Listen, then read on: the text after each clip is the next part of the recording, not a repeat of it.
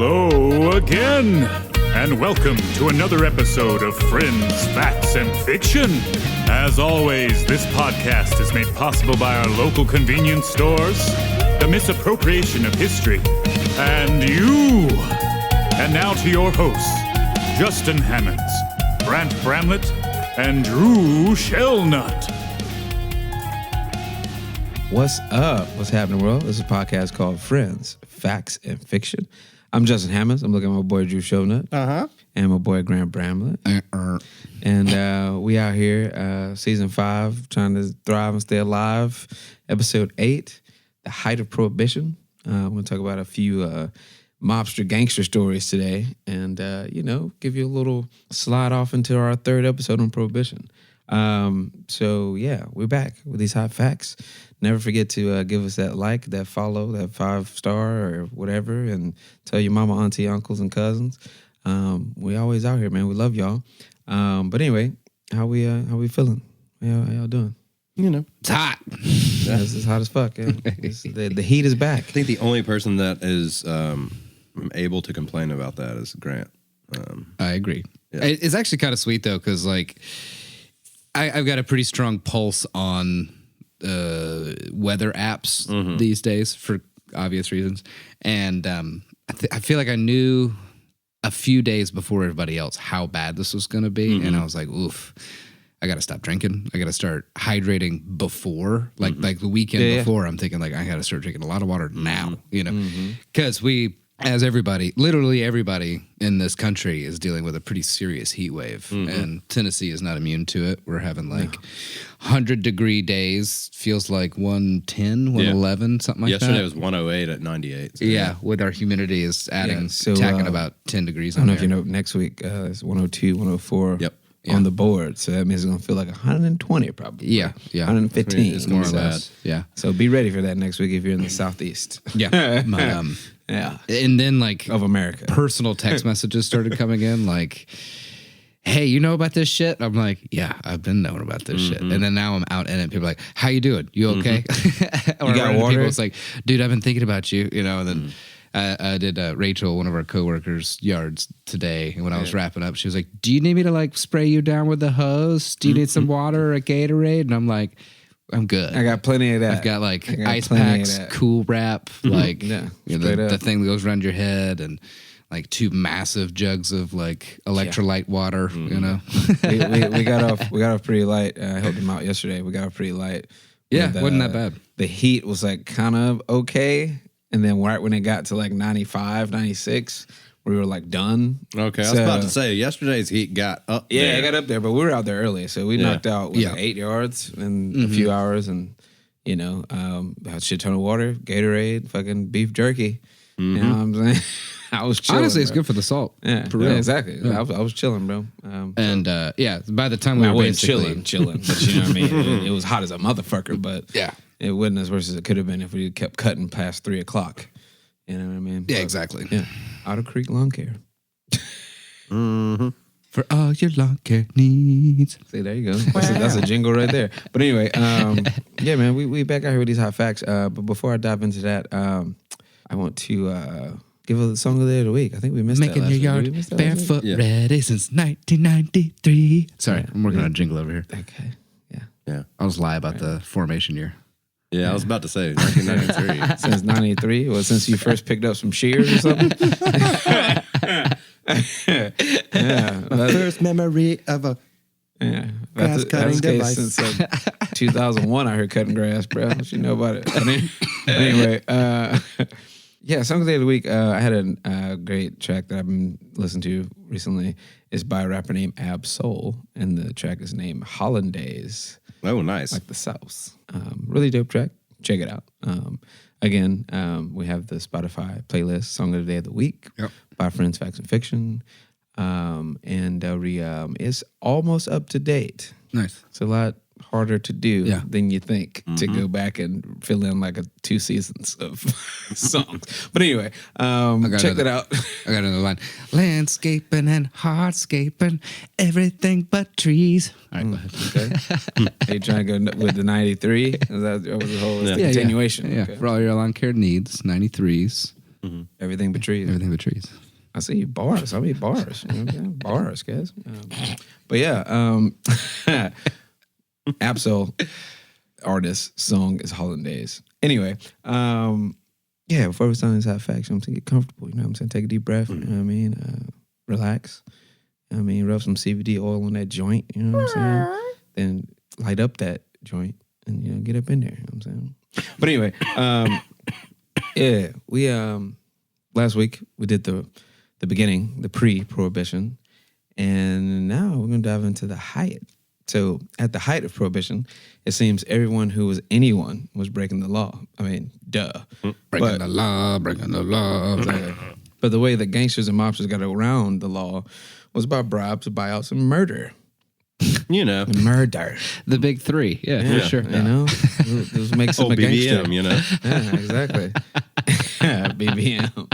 Hey, watch out for them BBLs. They're killing y'all. Anyway, even some politicians who supported prohibition were making their own homemade booze. But for the heavy hitters who were out here making millions, it was the greatest time of their lives, obviously. Everybody from the well-known gangster Al Capone to the ex-cop Roy Olmsted made millions in a time where, you know, $200 could change your life, even though $200 can still change my life. But in a way more massive way back then. $200 could fucking change your tax bracket. Damn surprise, $200 is just a good day now. Yeah, exactly. $200 back then was like a good year. You know what I'm saying? Like, so today I'm going to talk about a few heavy hitters and their crazy ass stories, and some politicians who kind of saved the day, and unsung heroes. But before we dive into all that, though, I have to talk about the massive loophole in the 18th Amendment and how everyone began to take advantage of it. So we already covered the fact that the 18th Amendment banned the manufacturing, sale, and transportation of alcohol, but it did not ban the consumption of it. Right. Which means everyone stocked up heavily when the amendment was passed, and also doctors could still prescribe it, which means pharmacies had it, and you could legally buy it on doctor's orders. So Also, it's like kind of like California, what, 6 years ago, 8 years ago? Or maybe even longer now. When they were on the green cards. Yeah. Well, you just still on green cards, but like the state was cool, but the government could still be like, "Hey, fuck you." Yeah. No, but I mean, basically, just like any shithead with a PhD, you could walk in and be like, "My head hurts." Like, okay, here's weed. There's marijuana. Right. But you also can't forget about the church. They still had it for communion, which typically entails drinking red wine. Of course they did. Yeah.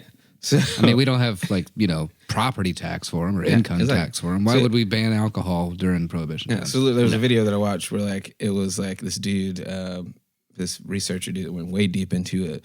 But he's like, yeah, there's no record of like rabbis and priests like making hella money off of this. But I mean, and I'm like, yeah, bro. You have to assume they did. Bro. I mean, they never really had to account for it. You remember our Mother Teresa episode? Yeah. They said that they were very certain, couldn't prove it, but pretty damn sure that she was embezzling, let's say. Yeah, of course. And her worth was anywhere from like 10 million to 100 million. They just didn't know because it's like offering up money to the Red Cross because of the religions. Yeah, exactly. The religions and things. But then there were the speakeasies where most of all the illegal booze was sold, and it was where all of our classic cocktails were born, obviously. Yeah, I'm going to dive into that a little bit next week, unless you got some shit on it. No, I just literally surfaced that for you next week. See, I'm doing an intro to your intro and my intro, and I'm doing an outro to your intro. You feel me? It's like, you know what I mean?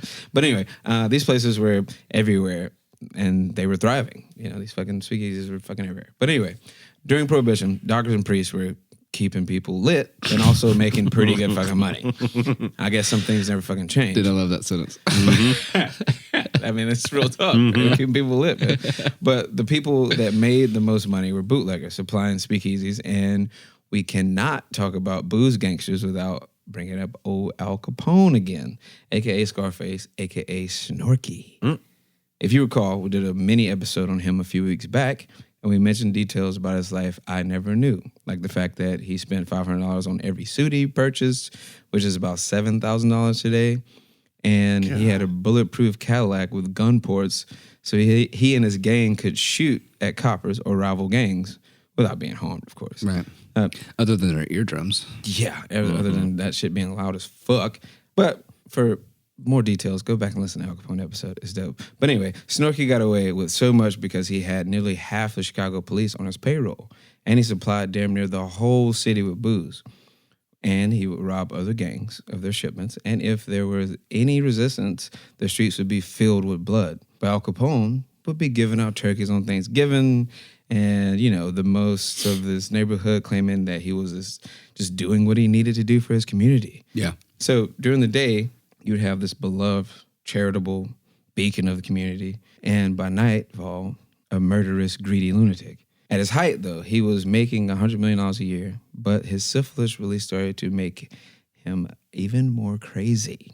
On Valentine's Day in 1929, he ordered the execution of 7 Irishmen of a rival North Side Chicago gang, and this would be dubbed the St. Valentine's Day Massacre. In order to gain more control and scare the rival gang, Capone had a plan to lure associates of the gang into a meeting with a few of his workers under the pretense that they were just making a good deal.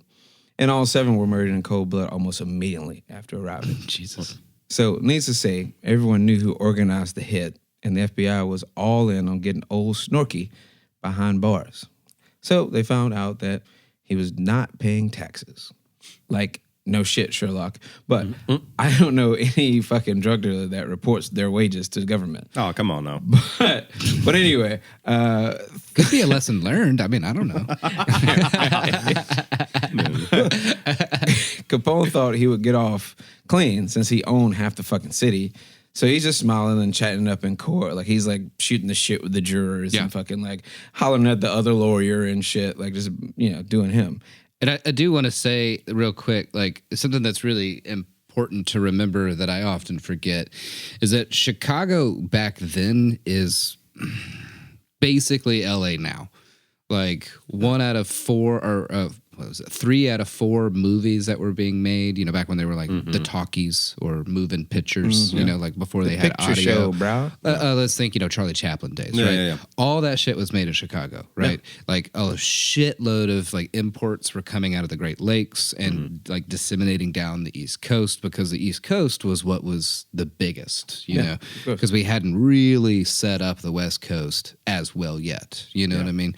So if you think about Chicago, This is before Hollywood. him owning half of Chicago. This is way before Hollywood. Yeah, exactly. Right? So like him owning half of Chicago, think about him owning half of like the greater LA expanse, you know, and it's just condensed into a smaller this day and city. age, you could say Atlanta, because I mean, there's a shit ton of movies are filmed in Georgia. Well, these days, sure. like, I mean, you know, just speaking from like the movie or the entertainment standpoint, that was, Chicago was huge, but just like massive. it was one of the biggest cities in the country. So just for a little bit of perspective. Sorry, go ahead. there's a whole play about that. Oh yeah, Chicago. Anyway, there's a whole band about that too. hey, look at that. Chicago. Yeah, look at Chicago.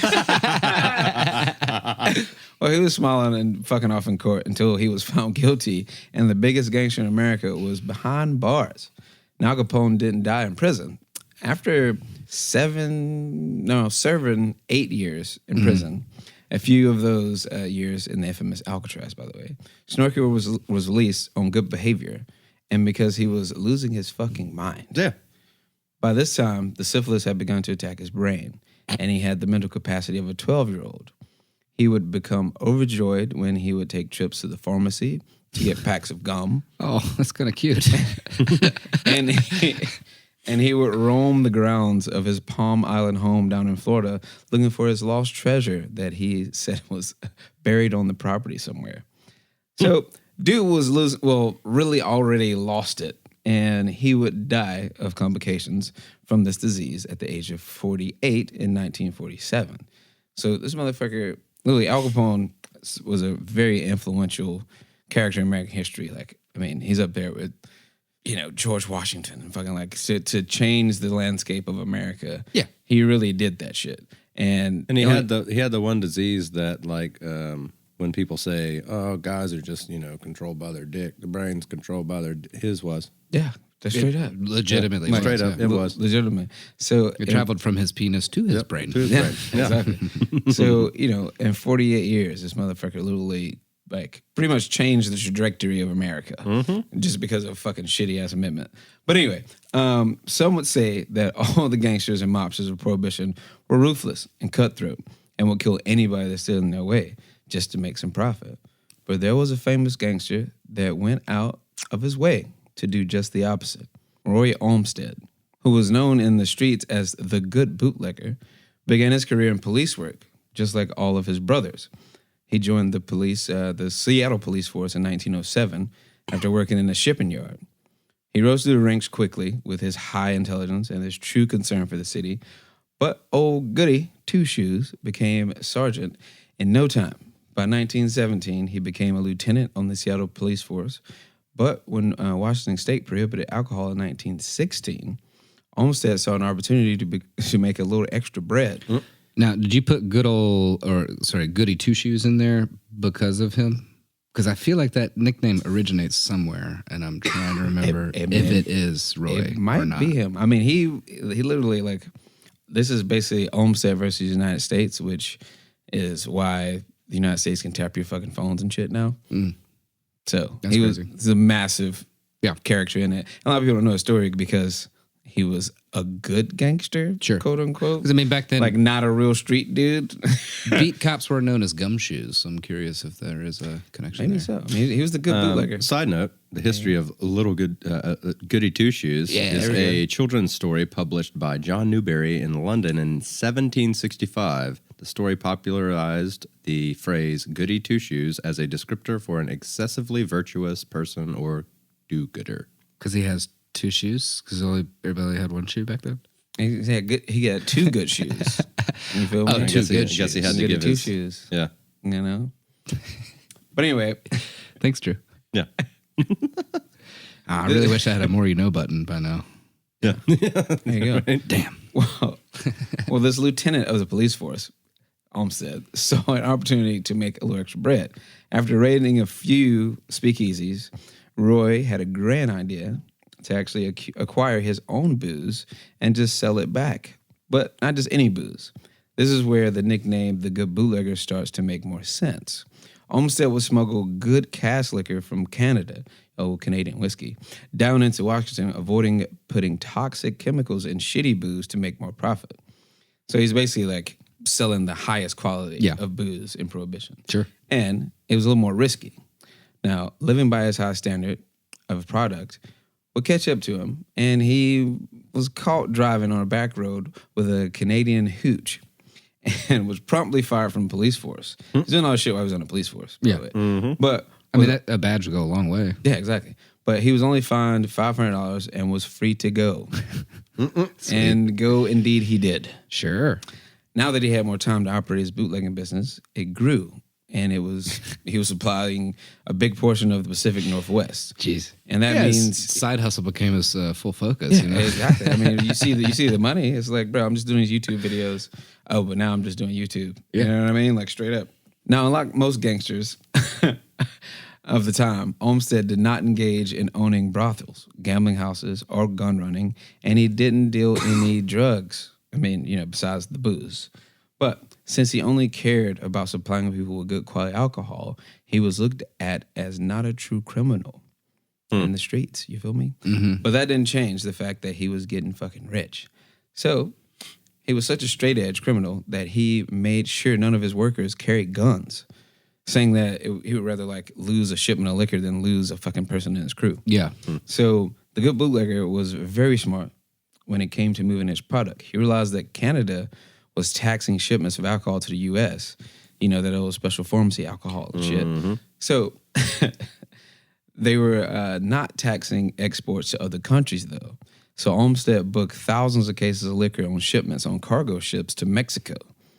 Then he had them bought to a remote island of the Harrow Strait. Yeah. Smart as fuck, bro. And the Harrow Strait is a series of islands that separates Vancouver Island and the Gulf Islands in British Columbia, Canada, from the San Juan Islands of Washington State in the United States. Right. So then after the booze was stashed on the island, he would have his crew periodically go and pick up shipments to supply his wholesale operation. And since he was avoiding paying the shipments, he would sell product for a much cheaper price and still make a shit ton of profit. So this would cause bootleggers to go out of business and would definitely spike the rate of hijackings. So Roy would tell his crew to move product during bad weather, cutting down the risk of Coast Guard presence and rival bootleggers taking the shipment. Oh my God, so like pirates out there. Yep. That's awesome. Yep. Bro, this Bootlegger motherfucker is pirate. Yeah. I mean, that's he's true. fucking Pretty much the same Blackbeard thing. out here, bro. But while all this was going on, Olmsted and his wife, Elise, started a radio station and bought a huge mansion dubbed the Snow White Palace. Cute. That overlooked Lake Washington. I wonder who named that. Yeah, you know. And he regularly bumped shoulders with mayors, politicians, and other successful Seattle people on the scene. Now, this whole radio business was very interesting and became a reason for Olmsted's downfall. It was part of a conspiracy against him that, at the time, that his wife had a nighttime show called Aunt Vivian, where she would act as Vivian and read bedtime stories to children over the broadcast. Cute. Now, some say it was actually a complete code language broadcast to inform his crew on what moves to make every night. I don't buy it. It's wild if true. They're living in Snow White Palace, and Aunt Vivian is just telling nice stories to kids. And I'll go ahead and throw this out. The one thing that pops in my head when I see Snow White Palace is just like Trump in office. It's like Snow White is Trump, and the little dwarves are always little idiots running around him, just doing whatever he says to do. Roll Tide. I instantly thought like, Or just cocaine. Yeah. I mean, my brain did. My brain went straight to cocaine. But It's like, oh, where they had been getting litty. Anyway, so it's wild if true, but the real stinger came on November 17th, 1924, when after the police wiretapped his phone and acquired enough evidence, they raided his home, and while his wife was broadcasting her show at the same time. So now this would put a stop to another heavy hitter of prohibition, even after he tried to appeal the legality of his phone being tapped in the landmark case of Olmsted versus the United States. Right. So this is the guy from that. Yeah. No, yeah. Absolutely. And that's why that's We the have beginning of wiretaps. them tapping our shit. Yeah. Which is pretty fucking nuts that they didn't want people to drink. So gangsters came up and now they can tap our phones, but we can still drink. Anyway, it's a deeper thought there that I can't really grasp. The United States, he was, he lost the case. And he and 89 others were found guilty of violating the National Prohibition Act. Even his lawyer served time, by the way. Damn. Olmsted served 4 years and paid $8,000 fine. And after all that, he moved back to Seattle to be with his wife and his daughter and worked as a fumigator. Wow. So that really tapped him out. Yeah. $8,000 back then is about $120,000. Still, though, now. I feel like even then he'd be able to like. But anyways, I mean, he still had a nice ass crib and he was all right, but he just had a simple life, man. Yeah. So on Christmas Day in 1935, he received a presidential pardon from Franklin D. Roosevelt. Oh, Frankie D. And he also got his $100,000 worth of liquor tax he owed to the IRS wiped off the books. nice. wow. Yeah. Good Frankie job, D Frankie like D. them booze. I was about to say, he probably supplied Frankie D back in the day before, you know what I mean? He's like, hey, you be the Olmsted, that's the homie, bro. Like, so, Yeah, they know each other. Yeah, oh, for sure, bro, for sure. So he would go on to live a long life and teach Sunday school, and he would visit prisoners every Monday to, tell them not to do crimes and shit, most likely. So he kind of became what Al Capone, claimed to be, a good, upstanding beacon in the community. He died in 1966 at the age of 79, bro. Which is fucking insane. Yeah. That he was running booze and lived that fucking long. Because I imagine that shit takes years off your life. Yeah. You know what I'm saying? No. Yeah. Stress takes enough time off your life physically. So, yeah. Oh, for sure. Yeah. But another group that rules territory in a more vicious way is the Purple Gang. Uh-oh. Now, real quick on how they got the name, because I think it's in there, but I'm just gonna get it now.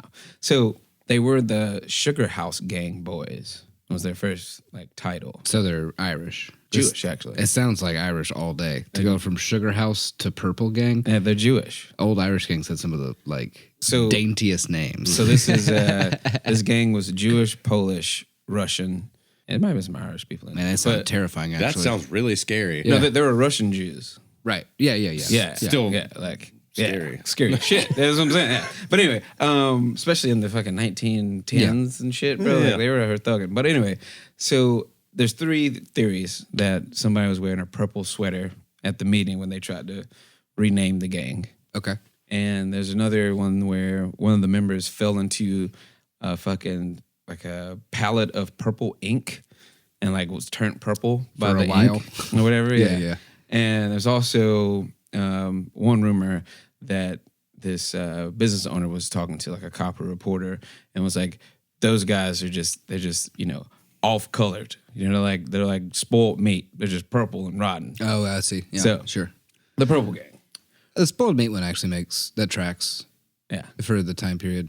Real quick, how much would you love to be a part of the naming meeting? You know Right. what I mean? Of starting a gang. Yeah. Because, I mean, I know we've dealt with it with bands for, Yeah. Of course, forever. of course. Forever. And it sucks Yes. nowadays, especially because it's like, Everything has been done. oh, that actually is pretty good. Clickety clackety taken. Yeah. 20 minutes later, that's not bad. Clickety clackety taken. But I love the idea of just like, all right, so here's what we're gonna do.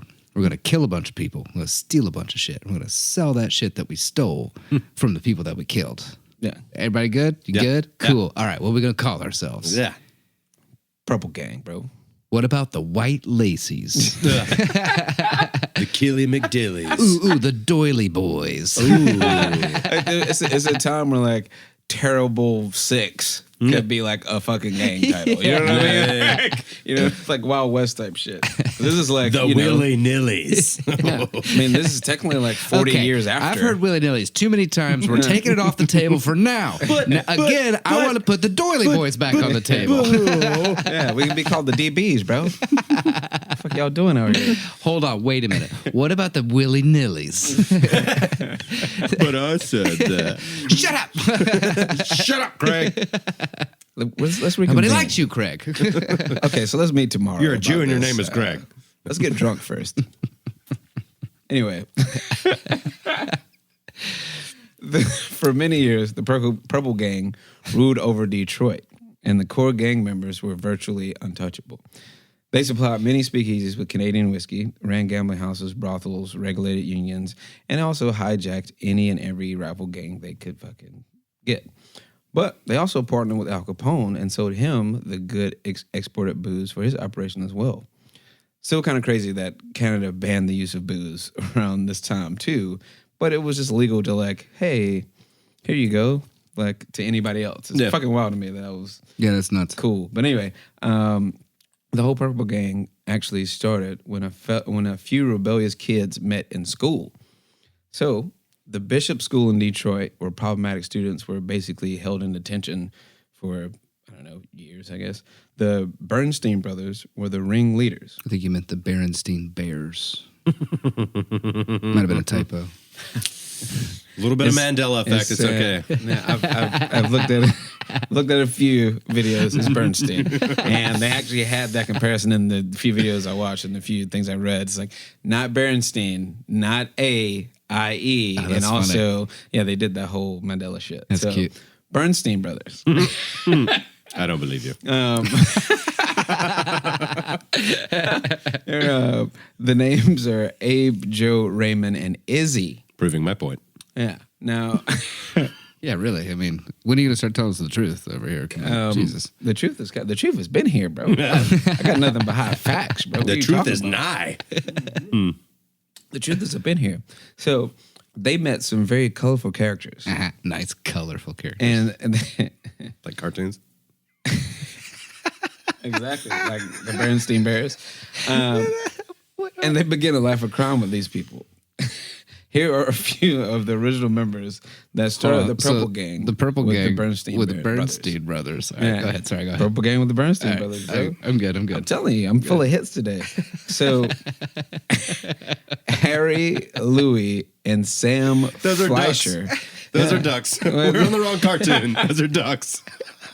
I'm sorry. So Huey, Louie, and Dewey did what? Harry, Louie, and Sam, bro. I'm telling you, this shit is wild, bro. This is a crazy story, dog. A lot of people don't know about the Purple Gang either. These motherfuckers were ruthless, man. Oh, wow. So- face hurts. You gotta think back in these days. These are gangster names, by the way. I know, These right? motherfuckers are savages. They're by the way. scary. Yeah, these are Yeah, they scary are. people in their time. But Sam. Harry, Louie, and Sam Fleischer were some of the first to be recruited. So they were close to the top in this sloppy hierarchy that the Purples created. Ben and Sam Purple Cohen, They were like the Purple Cohen brothers. Cohen. Ben and Sam Cohen. Right, the Cohen brothers. Right. Yeah. Right. I've heard of them. Who became liquor distributors in the speakeasy nightclubs. They were like the head of the distributing department. Philip and Harry Keywell, who were possibly involved in the famous St. Valentine's Day massacre. Yeah, the gang was so violent, it was rumored that Capone hired out some of the Purple Gang members to do the job that pretty much landed him in the hot seat. Oh, wow. But outsourcing, yeah. The Keywell brothers were never charged with the murders, but it's like facts that they were like there when shit happened. So this whole thing is kind of reminding me of what's going on with our like oil today. So you've got a like larger scale, but yeah. So like the oil tycoons are sitting here making fuck tons of money while we pay fuck tons of money for gas. Yeah, but then they're outsourcing little stuff here and there to get their little. Right. Exactly. I mean, and you're absolutely right. And there are people killed over oil constantly. Yeah. And a lot of times it's, used as a, like a war on terrorism, for example. That's a good one to look at. Yep. Yeah. It's all fun. Very interesting. It's safe to say that nothing's really changed since the Industrial Revolution. No. But Morris Rader, the man who was the glue for the whole Purple Gang's operations, I mean, when you're involved heavily in every crime known to man, somebody has to be the brains of operation. But he would be sentenced to 15 years in prison in 1930 for murder. Just 15. Yeah, just 15. Harry Altman, another known violent member, would avoid a murder charge because witnesses would refuse to testify. We all know what happened there. But couple claps. Another character, Abe Zussman, a skilled murderer and drug dealer who was known for trailing his victims to movie theaters and waiting for the thunderous rounds of applause at the end to slash victims' throats. Shank, shank, shank. So the applause of course, would be hiding the sound of the victim dying. Okay, so nothing new there either. I mean, Jesus. Yeah, because when I'm in a movie theater and I really need to fart, I just wait to a loud moment. Oh, yeah, it's a great call. Yeah, for sure. Everybody's like, and I'm like, and then it's like if you're walking down an aisle at the grocery store and you're like, there's nobody here, I can let one rip. Yeah. And as soon as that happens, someone walks up and you're like, And same thing at the movie theaters. I'm like, everybody's yelling. I'm like, and then everybody quits yelling. It's like, it's just like a signifier of like, that wasn't someone grunting. That's a fart that's going on. That's a great comparison to killing people at movie theaters. Anyway. Touche. Oh, God. Anyway. Could be. Yeah.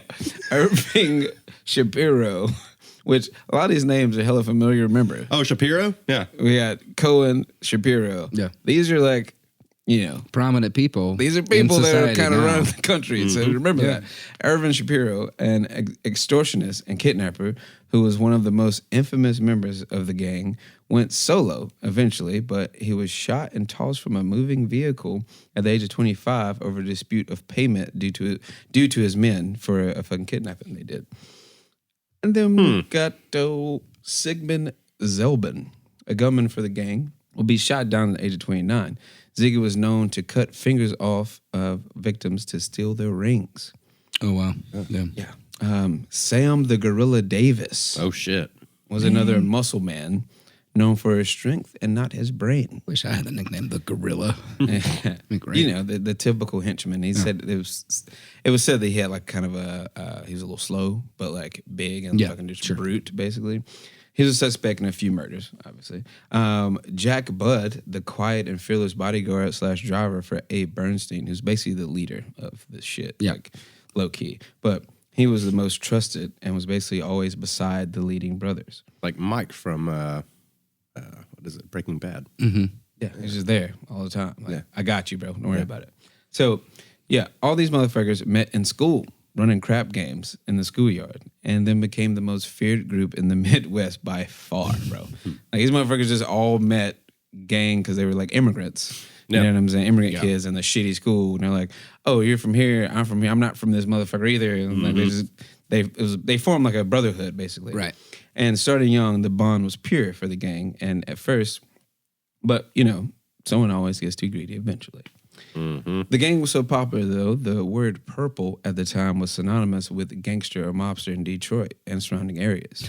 So people would literally use the color as a derogatory term towards anybody who drank, hung out at speakeasies and brothels, and of course, anybody running booze and drugs. So that puts another little angle on, purple's for royalty, purple's for like gangsters, purple's for like, Booze. Crazy motherfuckers. Yeah. Purple drink. You know what I mean? Like, Yeah, no, I got you. It's the history of that color is kind of wild. It But anyway, really is. For instance, news headlines would say, purple given 15 years for murder, or purple found dead in the streets, meaning like gangster, hoodlum, thug. right. You know what I mean? But it was purple. It was fucking Or nuts. Grimace put away for life. Yeah, exactly. Yeah. Ba-da-ba-ba-ba looking ass. You feel me? Grimace is supposed to look like a taste bud. Yeah, that's the whole thing. Really? Yeah. If you zoom in on a taste bud, it looks like Grimace. Well, it's a thing we discussed But yesterday. they called him Grimace, Yeah. which is a very unwanted. Yeah. Okay. I don't understand the name part, but Bro. Here, come get our Grimace. Justin told me that yesterday. Yeah, that's a real thing. I learned a few weeks ago. Yeah, it's pretty wild. Taste bud. No fucking taste You bud, look bro. more like a fucked up grape. It's a pretty eggplant, fucking Egg, grape, yeah. fucking like what the fuck? Eggplant, yeah. A taste bud, bro. Taste bud. Anyway, what put the Purple Gang ahead of most other bootleggers and booze runners of the time? It's just like Roy Ohm said. The area went dry early, so they had the jump on the 1920s. Washington went dry in 1916, and Michigan went dry in like 1917. So they had like a 3 or 4 year jump on the actual 1920 passing of the full amendment. So they stocked up early on all the good Canadian whiskey, being that Detroit is literally across the fucking river from Canada. It made it pretty easy. Also, I'm having a hard time when you keep saying good Canadian whiskey. Me too.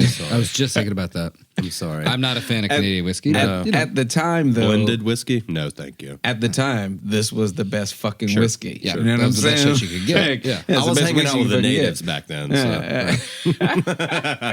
I was getting that good But peace also, pipe. you got to think about why. Because I'm not a fan of Canadian whiskey either. But you got to think about why they still have business and money. Is probably because of this time. I was thinking it about boosted that. their economy so much. Because I mean, America made whiskey, but that shit got cut off. Yeah. You know what I'm saying? So we make better whiskey here. Yeah, like we it's called do bourbon. Yeah, we make better bourbon whiskey here. You know I what I'm saying? mean, Let's be honest. my grandparents lived through the Depression, right? So, and one of my grandfathers was an alcoholic, so I'm pretty sure he had an affinity towards Canadian whiskey. If you think about it, Yeah, you know what I mean? exactly. Because it wouldn't make him go blind Yeah. or give him a 3-day hangover. Exactly. You know what I mean? It's that shit that was like, oh, this is clean. This is good. And I mean, honestly, I grew up with uncles, older people in my family that drank Canadian Mist, Sure. a Canadian blend whiskey. Yeah. You know what I'm Crown saying? Royal's a big thing. Yeah, for exactly. That's The what I'm saying. generation just above us. Yeah, exactly. So, I'm going Irish.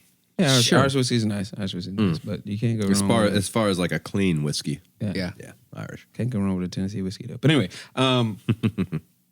where was I at? I forgot where I was at. Tennessee man. whiskey. With y'all motherfuckers, man. No, Detroit's like right across the river from Canada. Yeah. So Canada, it made it pretty easy for them to get the shit. So it didn't take long for Abe and his brothers to take over pretty much the whole area of Detroit, which had about 25,000 speakeasies hidden throughout the city. Being it was a Jewish-led gang, which I mentioned earlier, the Purples would hire a group called, no bullshit, the Little Jewish Navy. Oh, that's cute. What? Well, wait, those Every words just time- came out. Bro, every time I typed it, I was like, bro. I just picture like, never mind. No, I know. I got it. Let's go. Little Jewish Navy. Hey, and shout out to my Jewish homies out there, bro. You know what I'm saying? Oh, yeah. No, I was an honorary member of ZBT at Yeah. University of Alabama. Shout out to the homies. You know what I'm saying? But anyway, It's a fine lineage, but just everybody Little is Jewish Navy, bro, that shit's funny. That I is don't fuck who funny. you are. That is fine. But this was a tough like name back in the day because it's like the Little Jewish Navy. You know what I mean? Like, you feel me? Like, Baby doilies. Ooh, baby doilies. yeah, exactly. This is like the time where like little and baby was hard. Like sound like today again. You know what I mean? Like it's kind of coming back through with slang and shit. This was the beginning of that, and they didn't quite know how to make that last in history. But anyway, there were also many rumors of them employing kids to look out for coppers, starting them off early, and to gain their loyalty. Yeah. So speaking of rumors, there's a good one involving the Kennedys. Yep, those Kennedys. Again, all these names are very close to everybody that's running the country right now. I really don't like what you just said, though. What? So there's the little Jewish Navy. Yeah. And it's little people Kids, looking out for coppers and starting them off young to gain their loyalty. Yeah. Jewish kids, and then like Hitler Union. What the fuck is going on with these fucking correlations, man? I'm not liking this. I'm telling you, bro, this shit's this shit is deep. So anyway, Jesus, I'll shut my mouth. I'm talking about a rumor with those Kennedys. Right. Yes. Rumor has it Joseph Kennedy, JFK's father, was a bootlegger in the 1920s and moved product from the UK through some of Purple Gang's territory, and the gang had a price on his head for the violation. Well, that's why they all got killed. As the rumor continues, it might be the beginning of the curse. But as the rumor continues, it wasn't until Papa Joe struck a deal with a mob boss named Joseph Diamond Joe Esposito that the bounty was removed and Joseph Kennedy was safe again. Mm-hmm. And it's just rumor, but it's kind of known that Joe Kennedy was involved in some questionable business back in the day to build that family, gargantuan. I was going to say money. I mean, how do you? And I'm not saying that came out of nowhere after one generation. You know what I mean? To where like his son gets elected president. Where did he get all that money? Probably some of it is old money, but some of it's old money. But also prohibition back in the day, bro. You could literally do 3 shipments and set your family for exactly. life. And that's like another thing to think about is the fact that the Kennedys are notoriously Catholic, which weren't in the best of graces around that area. Yeah, I think who's doing this shit? Irish, Russians, Italians, and Catholics. Yeah, and most of those people are Catholics. No, well, yeah, that's true. Yeah. No, you're right. And Jewish people. Yeah. Well, and then there's this like two word like situation that you can just move down to.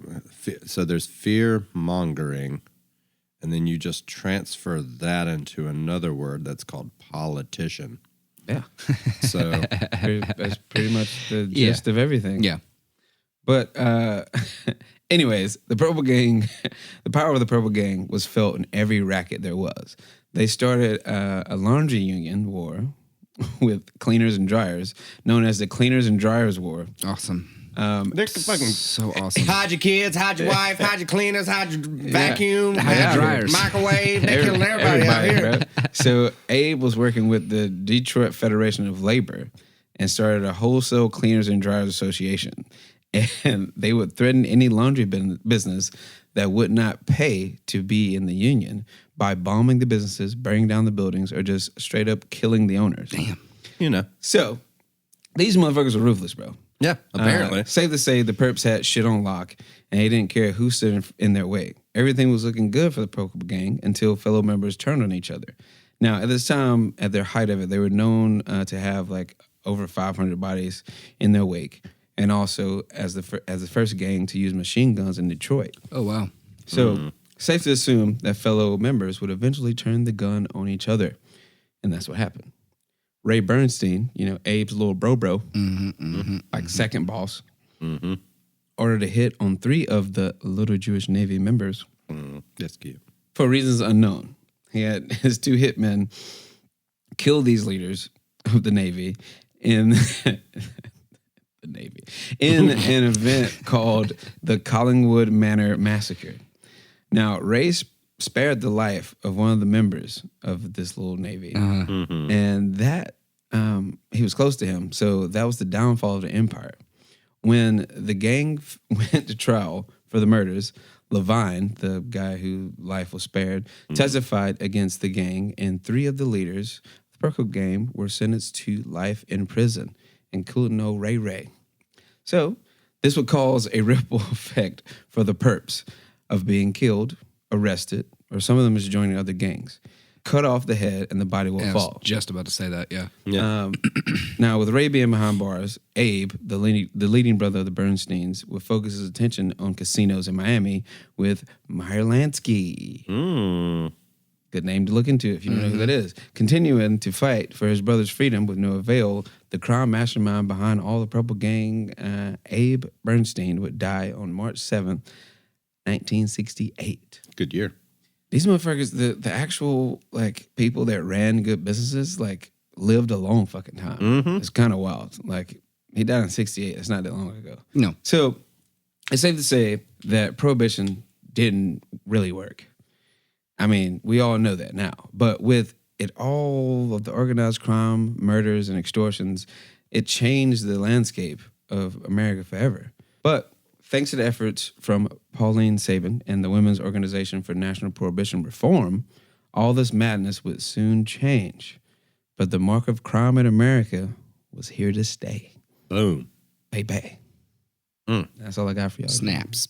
No, dude. I was going to cover some more people, but I'll do that in a later episode after Prohibition. I mean, to be honest with you, some of these like massacres or some of these like wars and stuff like that, just the silly title alone, I think would intrigue somebody. But I mean, I'm intrigued by just hearing them.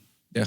In this episode. Well. But, you know, like we were just talking about a minute ago, the fact that the generation above us, right, still has this odd, in my opinion, affinity towards Canadian whiskeys, you know, like Crown Royal or Canada Dry or it's a ripple effect, bro. Yeah, I'm telling you, that shit, we're so close to something that people think is so fucking far away. Yes, like that's you know my what I mean. Exact point. Like these motherfuckers this was died. Not that long ago. These motherfuckers died during civil rights movement. Yes, and they were alive like when cars were very, very shitty and people were still riding horses. Yeah, you know what I'm saying? Yeah, Shit is insane, bro. Yeah. So if you're our age, your grandmother had her own family and was pushing shit out at that time. Like it wasn't. It's not that far away. That's really the crazy thing to me is that like you can, well, probably not anymore, but when we were little, we probably could have asked our grandparents about like prohibition-oriented crimes or things. You know what I mean? I know for a fact,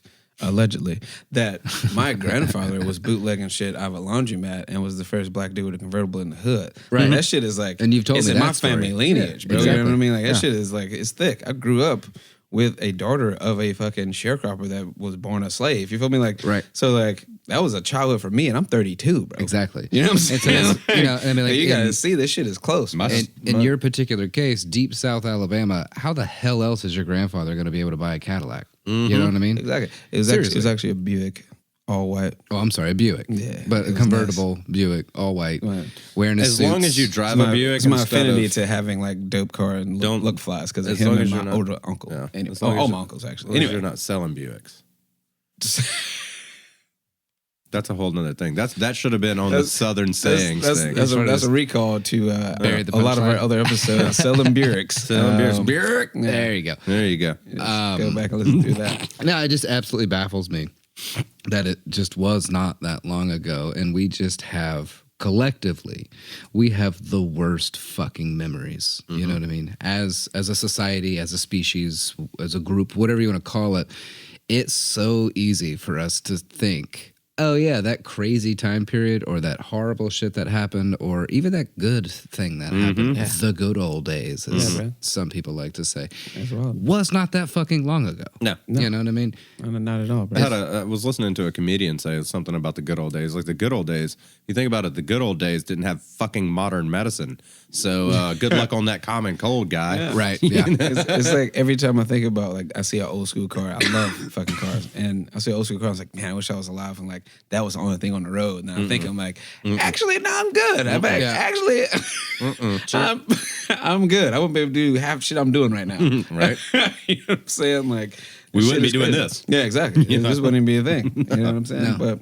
But yeah, man, it's wild how close it is and how actually like this time period shaped America to what it is now. Because you have, not for the first time, but for the first very successful time of very fucking corrupt police officers and politicians. Yes. Because this is coming off of the Wild West era, bro. Like where the cops were like, no, fuck these outlaws. Yeah. And they might have been ex-outlaws, but they were still fuck these outlaws. Yeah. Let's stop this shit. To this point where it's like, oh shit, I can pay rent. Yeah, cool. Nigga, give me $1,000. It's cool. It was like the whatever. beginning. It was like the push off for lobbyists. Yeah.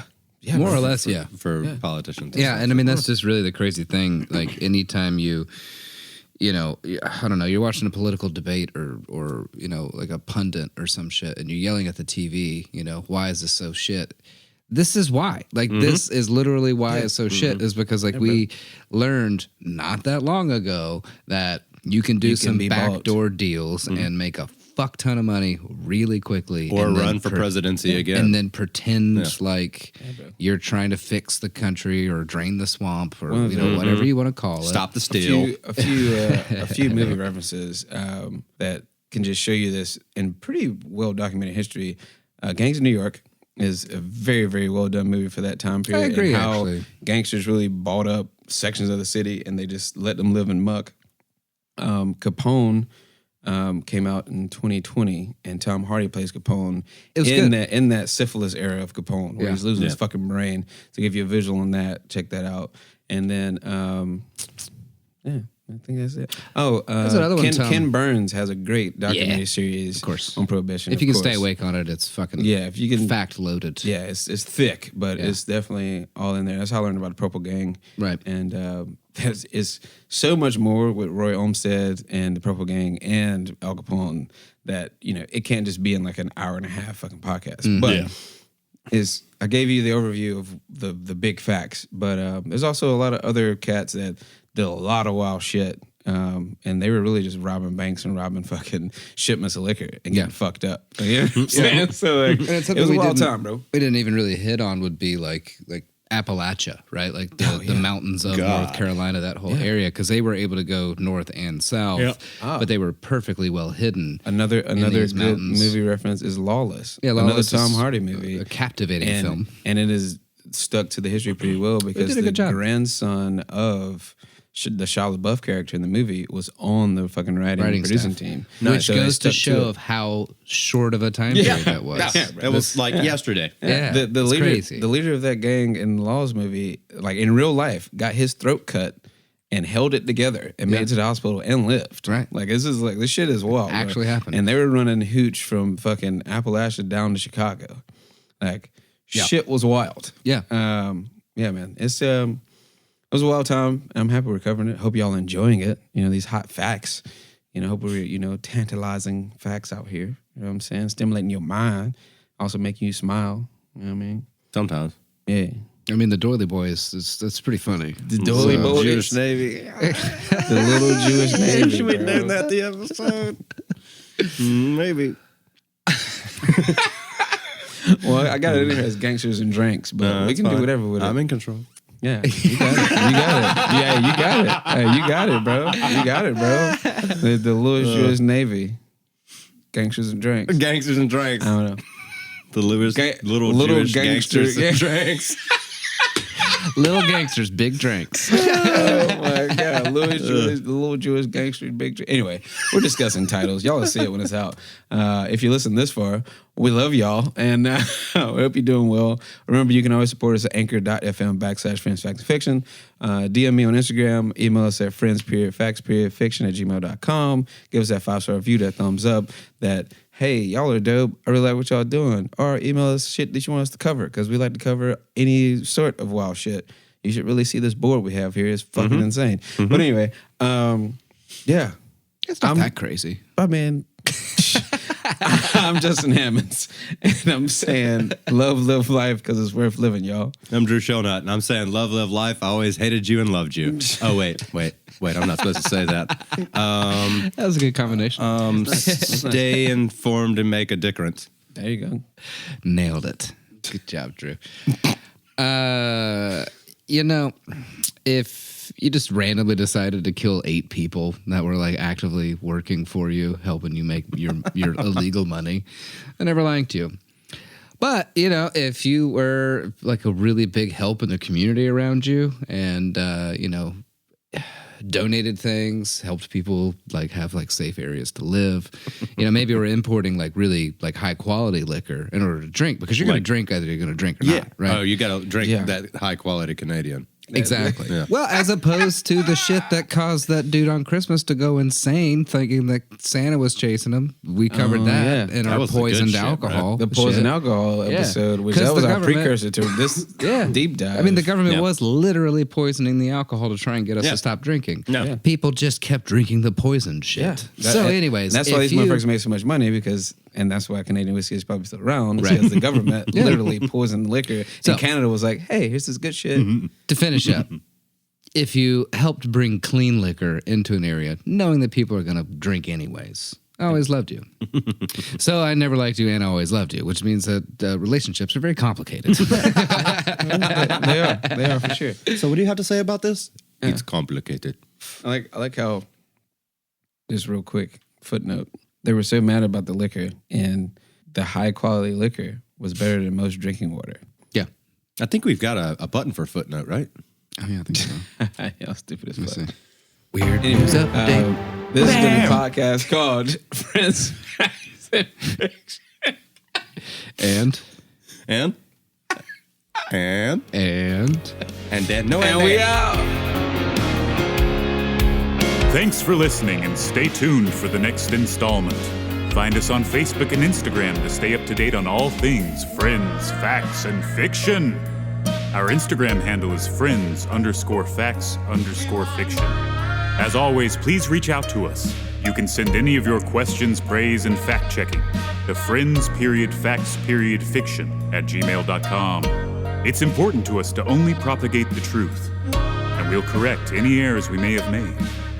Your hosts and researchers are Justin Hammonds, Grant Bramlett, and Drew Shellnut. Our episodes are produced by Grant Bramlett. Additional producership provided by Grace Higgs. Our recording engineer is Grant Bramlett. Our editor, mix, and mastering audio engineer is Jeremy Mulder. Lighting design is provided by Justin Hammonds. This has been a production of Friends, Facts, and Fiction. When I see the feet, it's a wrap. Friends, Facts, and Fiction. We out. Fuck y'all. When I see the feet, it's a wrap. Oh my God. And I'm sorry, Justin, but I just can't myself. I love you, everybody.